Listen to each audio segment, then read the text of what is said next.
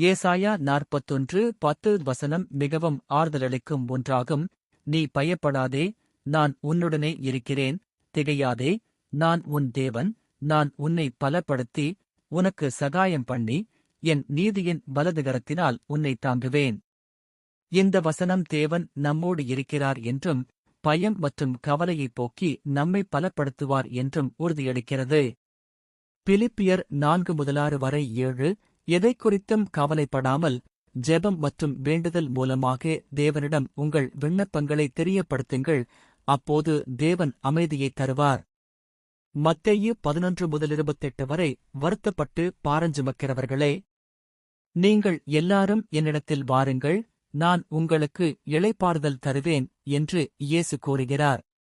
1 பேதுரு 5:7 அவர் உங்களை விசாரிக்கிறவரானபடியால் உங்கள் கவலைகளையெல்லாம் அவர் மேல் வைத்துவிடுங்கள்.